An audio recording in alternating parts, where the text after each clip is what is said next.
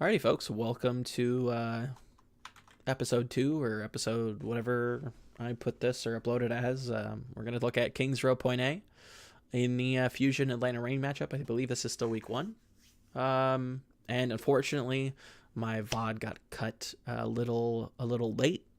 So we are kind of joining the game a little bit post rollout. So bear with us. We didn't get to see the entirety of the rollout, but we already are seeing some compositional changes from last episode, which was with London and Paris, very much holding the low ground. I mentioned the kind of two schools of thought, and we're seeing a different dichotomy here. We're seeing, the monkey goats out of Fusion, something that they're very interested in running.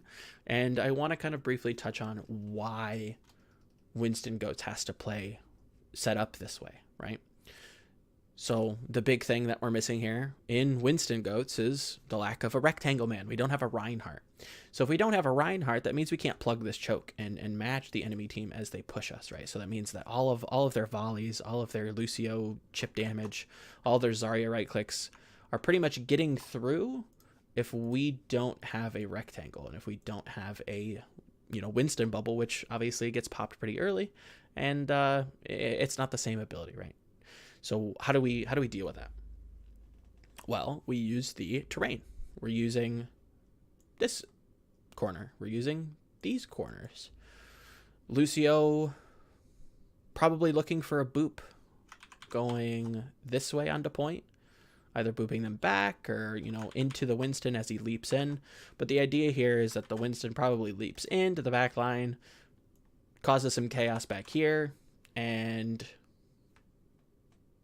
chaos ensues, and the Goats team has high ground, can actually shell them pretty well. And I guess the big issue for the monkey Goats team or the Winston Goats team is contesting the point, which you're already starting to see a bit of an issue, that they're a little bit slower at engaging, and they tend to have to be because they are fighting into a team that has so much space. So for instance, to talk about space, Philly has all of this, right? They have all of that control. They have basically catwalk and the lower ground, whatever you want to call it. And then Atlanta has all of this space. So if you want to dive into them, it has to be very coordinated. So they're, Fusions is trying to set up the dive here. Let me switch back the color. Also, sorry if I'm being weird in the mic.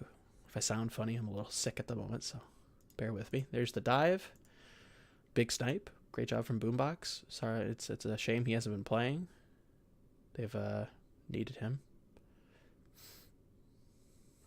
What is Daco doing? Daco's contesting. Perfectly fine.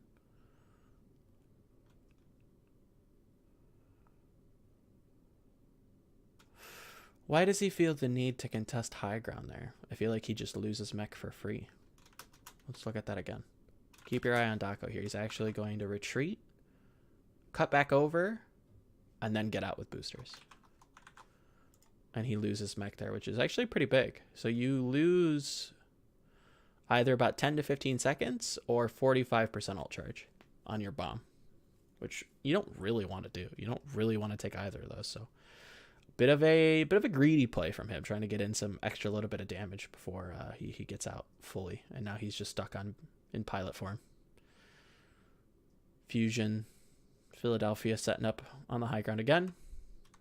Very methodical. Complete high ground control, just shelling them as they walk through, getting a lot of chip damage in, which is great. Again, like we talked about last time, remember what kind of support you're running. Your Brigida isn't getting a whole lot of value because she's not really, hitting a flail into the Reinhardt or into a Zarya that's matching you on the low ground. Everybody's on the high ground. So all of this chip damage is either being healed by Harmony or by the healing aura from Lucio. So again, every little bit counts in the Goats mirror.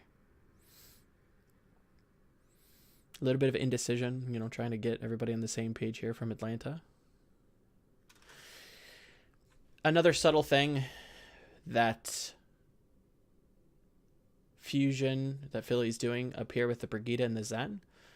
If you leave your Zen here alone, there's a good chance that the D.Va from the opposing team just comes up and fights him and duels him. So you're losing LOS, you're losing Harmony, you're losing your Discord.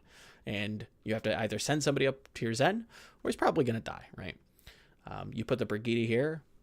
If they come up, you can easily either bash them, which I don't think you necessarily want to do. I think the play there, if a Lucio or a D.Va, jumps up to you, or let's, for instance, say if Lana is running their own monkey goats and they want to dive the high ground, you can easily just push them back with flail. And if it is a monkey, then yeah, you probably want to bash. But, nice little things that people aren't necessarily talking about. Ooh, okay. I see something really neat here. So I figured out why Neptuno is tucked in this corner. If they want to play the high ground style, he'll know about it, and then he can control this wall. This wall is incredibly important because if their Rhine positions like here, like I'm a rectangle guy, look at my big old shield. Now, Neptuno is positioned on this wall and can boop him off onto the low ground. Then the dive occurs. You have no Reinhardt. Maybe you don't even want to dive. Your Zen probably just rotates over now and probably just shells them on the point. If your Reinhardt is not there, you probably just get farmed. So interesting position, and we'll see this transition pretty nicely because he's actually going to take this wall now. Probably didn't see that. He's going to control this wall. And it does the same thing where the Rhine needs to be very careful exactly what he wants to do, because there's a chance that he will get booped away on the monkey's dive. So let's see when Sato dives. It's not necessarily all that timed. Neptuno doesn't go for it. I think there might be a little bit of a flub there, but again, nice positioning from Carpe on the high ground. Again, causing a lot of chaos, abusing the high ground. The D.Va goes up to try and boop him away, or at least push him back to get a little bit more damage done. And then Philadelphia does something. What happened here? So Zen Brigitte has to contest low ground. Okay. And then they get sped on. So the question is, do they have to contest low ground here? I don't think they have to. You still have your D.Va. Your Winston has a lot of space controlled. He can sit on the corner there. I don't think Brigitte and Zenyatta need to rotate down to the point to contest. They probably can come around here and play this angle. You position here. Again, you have great sight lines onto the point. You still have your Brigitte to kind of shield the Zen if the enemy Zen wants to chuck a volley his way. And you're actually creating a crossfire with your Zarya. So you have both of these angles to play from, doing a ton of damage. Yeah, I think Philly just needs to play a little bit slower there. Use your Winston and your D.Va to control point and abuse your positional advantage. You have a crossfire set up. You probably want your monkey here. You could probably have your D.Va here. Leave your Brig, Zen, keep Carpe where he is, and you just out-damage them effectively. There's nothing that Atlanta does. There's nothing that Atlanta can do here that I think comes out positive for them. They have no ultimates. This is still kind of the neutral fight. They are going to build sound barrier a little bit quicker. Is that a big deal? No. You have your trance literally double the speed. Everything else is pretty on par. Sato probably builds primal in that time. I think if Philly slows down a little bit, which has been a criticism of mine, especially looking at I think it was their week 2 match on Sanctum on Nepal, where they're playing this Orisa McCree rollout, and they push into the enemy side of the map and tries to hold them at their choke, which doesn't necessarily work out, and then they try to retake with it. It gets a little chaotic for them. I think if they just slow down, kind of just you leverage their advantages when they have them, This point looks very different, and I think they snowball incredibly hard off of this. I think the setup is really, really good from Fusion.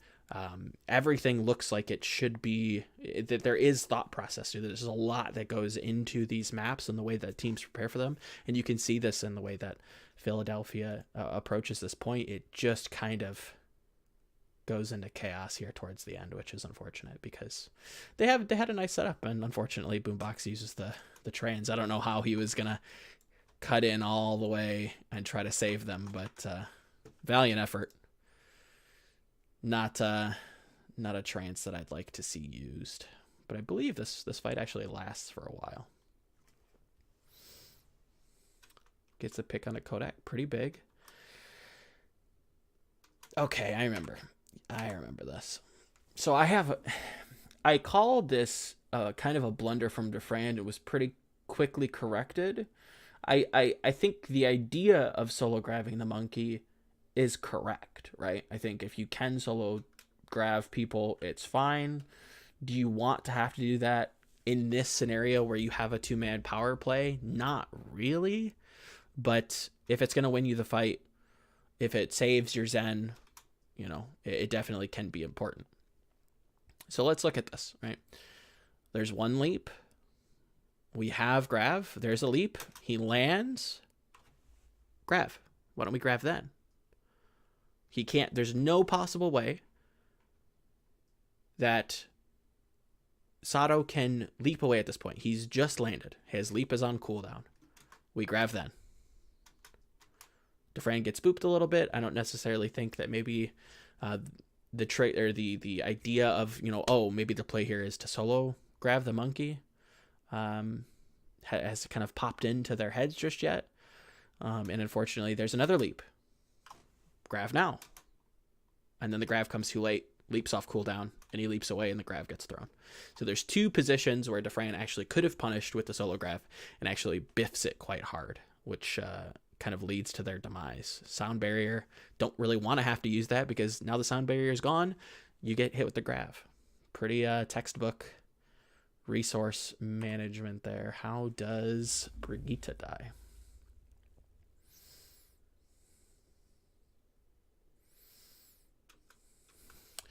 All right, Ikyo, where you at, buddy? Where are you?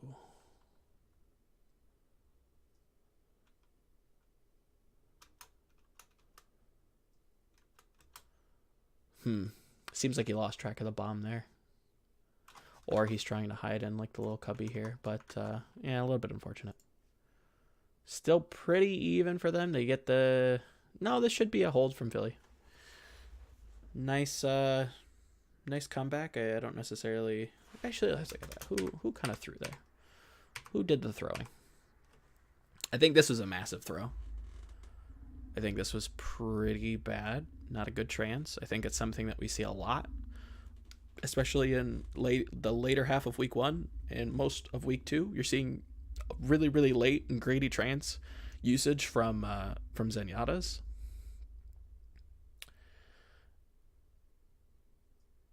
It feels like Pokepo could have been a little bit more aggressive with his swings, but again, now you're seeing a lot of the high ground abuse from Philly, and I think he's a little bit intimidated by that. But for the most part, I don't know how Atlanta doesn't convert this. This is actually pretty crazy. Atlanta's chipped pretty hard. That's, you know, pretty unfortunate. Sato gets popped in. Yeah, honestly, I think this is actually... I don't know if it's all Sato who just snipes Kodak here. No, I don't think it is. I think it's actually a bit of Boombox and Sato sniping Kodak here. But I think if they actually hit the solo Grav, either the Zen or the monkey, to be completely honest with you, like look how far out Boombox is here when he peeks Kodak. Like boom, right there, solo Grav, and then Defran just walks over and kills him. I think this point's over. You had 2 chances to solo Grav the monkey. The point's over. And yeah, this forces out a lot of resources to try and keep the fight even. At what point does Atlanta just call the loss and just retreats and just cuts their own losses? Or just takes like a dry fight at that point to try to force ults. So, for instance, we lose the Zen, we lose the Grav. They already used Trance. They used Primal Rage. We're up in ultimates. We had to use Rally. Rally's really, really good, but it's not super duper mega important, right? So why don't we just kind of speed onto the Monkey, or maybe even speed onto High Ground, or just kind of speed on Boombox here, just to try and force another ultimate out. Maybe we get the D.Va bomb from behind. That's a great win for Atlanta. We dive quickly to the D.Va bomb and we just go to the fight next.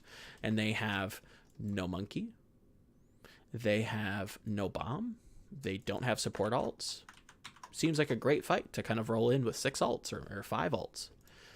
But we reinvest into this, and I think it's a bit of a bait that players tend to fall into, where everything's winnable and we're not cutting our losses as best I imagine that some of the coaching staff are probably trying to drill into them. I think that's it's a pretty broad criticism across the league that players and teams need to identify when a fight is just lost, and we just try to get to kind of reposition the goalposts and find another win condition. So, for instance, like I mentioned, at this point, we missed the Grav, our Zen's dead. We could probably turn the fight if we can get a kill here, so we all turn on the Winston. We try to pop the Winston. Okay, the Winston's out of range. What do? Do we reinvest ults here? No, not really. I don't think that's necessarily a great thing, because I think you get a second tick. So you have 2 ticks. That's even a better kind of transition point. So we have 2 ticks. We only really need to zone them off the point. They're actually going to have to invest so much more if they want to full hold us, but they just won't have anything. So let's for instance, worst case scenario, if you're Atlanta, let's say you int into them and you get nothing. So you're coming probably into a sound barrier, bomb, rally, trance. Atlanta, on the other hand, has trance. You probably don't have rally. You have it's even for the most part. That is a little bit. Maybe he doesn't have barrier at the start of the fight. You know, that there's that planning aspect that goes into this that I think could be explored a little bit more for these teams.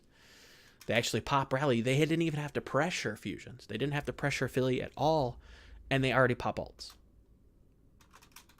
I don't think. Let's see what the window is between Earthshatter and Rally here from Pokpo. So they missed the Grav. Rally's popped. So Rally's popped. Let's count down. 1. It is a little tight. Maybe it's just unfortunate timing from Pokpo that he that beat. I don't know. Because you beat early. Let's watch this beat. Ready? We beat to save Pokpo to try and get into this Earthshatter that we're nowhere near. We got 1. He probably called that. You know how many targets he's hit with Earthshatter. It's pretty weak. Why are we tripling down on this fight? It doesn't make much sense to me. And then we beat to kind of, you know, that's the triple down. We're beating to try and engage onto this. But we know that Carpe has trance. We know that Carpe has trance. Dako is in mech. It is a long shot that could have easily been eaten. It's a shame that it wasn't, because I think that's an incredibly greedy Grav.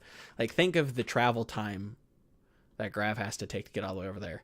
And Dako is just sitting here, like, DMing anywhere in this vicinity. And it just gets eaten. So it is kind of a Hail Mary play from Carpe, but it lands and finds a victory there. But you barrier. If you ever see a team barrier before the barrier trans before the Grav comes out, you can always, what's the term I want to use? You could probably always predict that the enemy's Zarya is going to look for a Grav. The second that barrier runs out, the second sound barrier runs out, you see Carpe pull the trigger and shoot the Grav there. Really cool stuff from Philly. Could be refined down and cleaned up a lot more. They have really cool macro planning for this monkey goats that they have now swapped off on. Rolls out into better into B, to be fair. But they planned this point out really, really well. They just execute on it a little bit sloppily.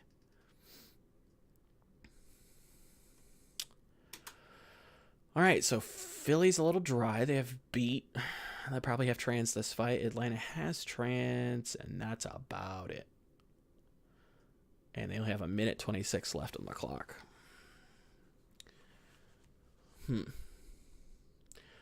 So Atlanta probably knows that Neptuno has beat, so they can't really afford to engage with trans. You engage with trans, they'll match you on beat, and then they'll match you with trans at some point in the near future.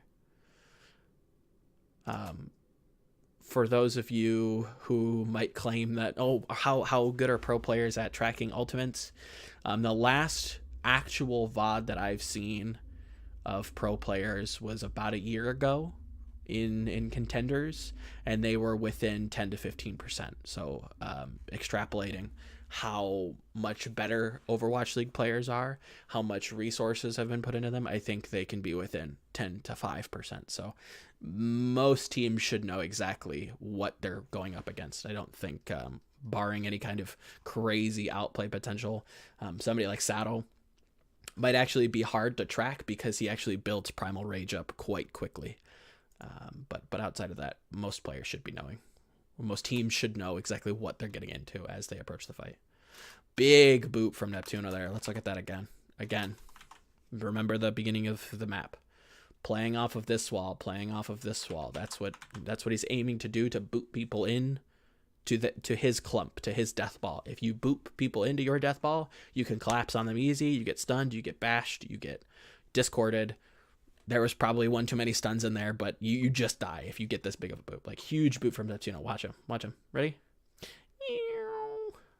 Boop. Big place.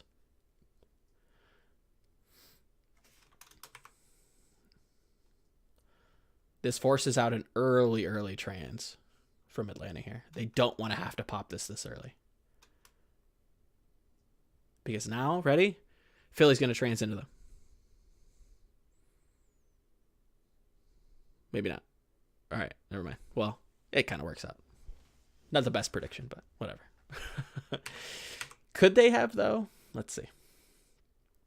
One thing I also want to note, when you do pop trans, you're actually losing a ton of damage. Like, look at these comps. Ready? Look at goats. Where's your damage coming from? Here? Little bit from here and here. So removing this, you only get, you know, there's only so much damage this comp can do if Zen's out of it. So, okay, trans ends, beats up, and state of the game here.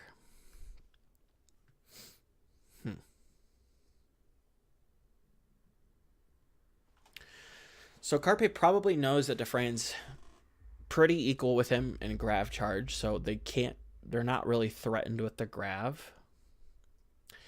This probably comes down to more of a minor resource. So a major resource being ultimates, right? A minor resource being bubbles, boops, stuns, where's the discord, what's on cooldown, what's off cooldown, you know, those base abilities on your character's kit. That could be the reason why Philly's not engaging here. Obviously, the top-down map viewer doesn't show that, and I'm not going to pull up the VOD to cut this in because I am lazy and I don't want to put in that much effort into this. It's not that big of a deal to not trans into that fight. Again, a little bit messy. Look at where AQO is here. Kind of offsides. Things are starting to break down a little bit.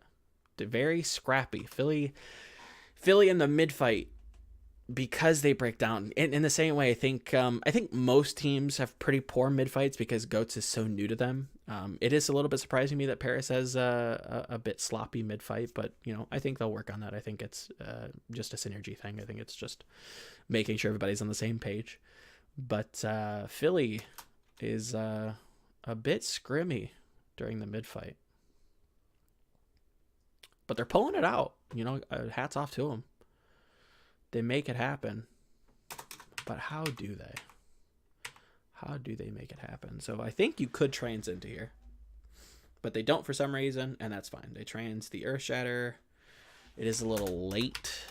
Is it really Boombox's fault, though, or does Sato just get nuked? Let's find out. Let's pay attention to Sato here. Another thing to note, let's look at armor pack usage. You can tell armor pack is used because there's a crap ton of healing done to one target. Watch Carpe. Look how low he is. He shoots up. Armor pack used on Carpe. Excuse me. Coffee burps. So this opens up Sato to getting pressured out quite hard. Earth Shatter is popped. Come on. And Shatter gets quite low. Gets kind of sniped out there. So they get Poke, they get grabbed. Atlanta doesn't convert off of the grab at all. Again, second kind of a overly optimistic grab from DeFran. For the most part, I will say, I do appreciate his willingness to go for solo grabs. I didn't like that one, though. This isn't like a solo grab play. I think versus Florida, he actually has quite a few solo grabs onto Swan that hard carries their Hollywood, I believe. But this one doesn't make much sense. You already are kind of down a lot of your splash damage. Rallies up. Kind of a hard... I don't know. That's really weird. Where's Carpe grab, actually? Oh, it's a counter grab, isn't it? Yeah, they might not actually been able to swing there at all. Interesting.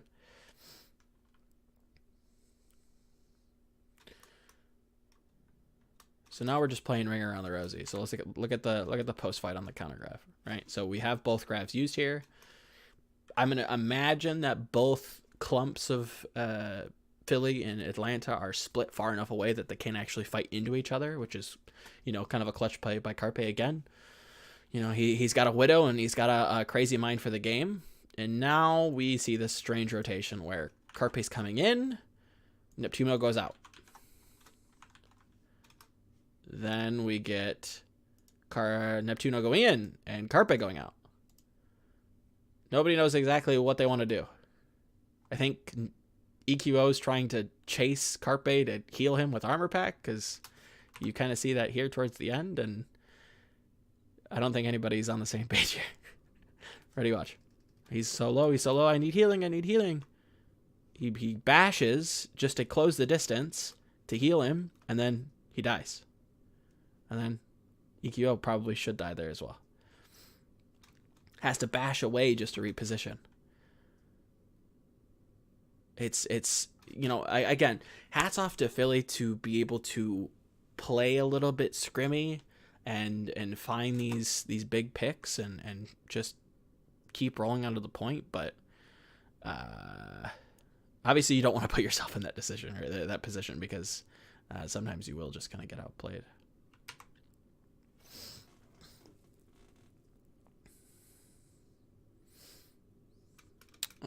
No charges. Sato, why?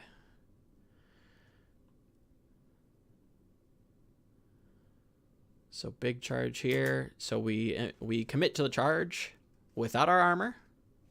Let's compare armor. We have no armor.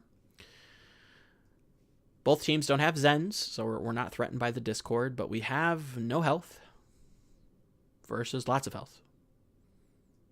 What advantage do we have here?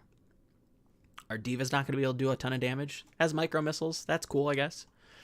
But our D.Va, Atlanta's D.Va is actually going to snipe and do a lot more damage. I don't, I'm not a big fan of the very Korean mindset that shift is a great ability in this matchup. I think it's very high risk, high reward. Can be useful, but for the most part is a bit of a bait, I'd say. And one team that does get baited by that quite a lot. Washington, quite a bit. London a little bit. Anybody else that gets baited? I think Titans. I think they get a little bit too playful, and Bumper goes for a couple charge plays that I don't know that he really should be doing. But that said, thank you for tuning in. I think this one's gone a little bit long. Actually, you know what? Let's skip ahead. Let's get the other Let's get Atlanta's attack in here. I'm sorry, not the end of the video. Not the end of the video.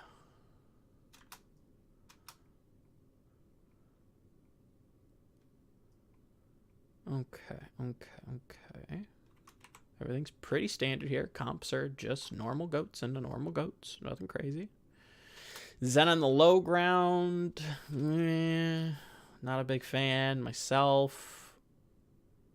I think you could pretty much put him on high ground and he'd be pretty safe into anything. Oh, bit of a whiff there from EQO.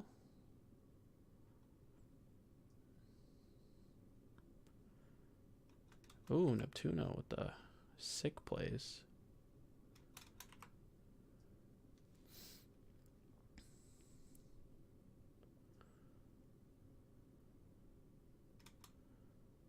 I feel like Erster should be playing a little bit farther forward. If he's farther forward here, I think EQO is in danger of dying right there. Like if he bashes and misses, boom, boom, EQO, bang, gets stunned. You either bubble him or he dies, and you don't really want to bubble him. Again, kind of aggressive.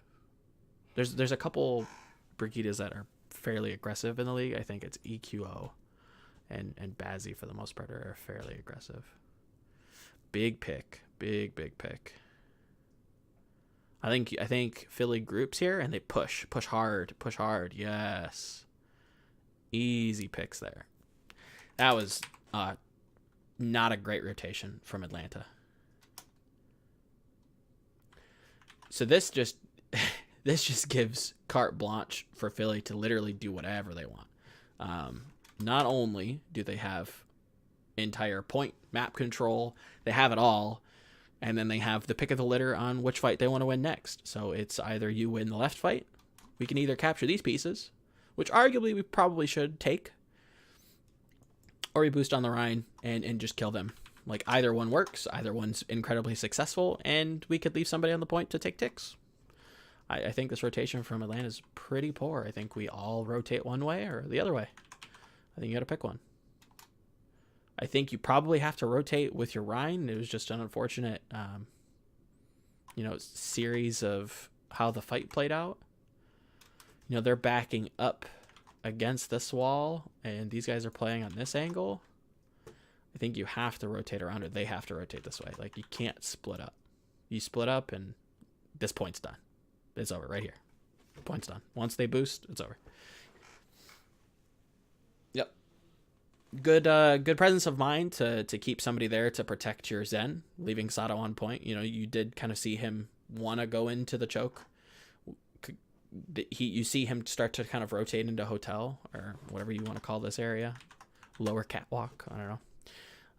And yeah, that was again pretty textbook there from Philly. Again, don't hate their goats, really don't. I think it's sloppy, but has merit to it. There's a lot of things that they do really well, and I promise now we're at the end of the video. So thank you for watching.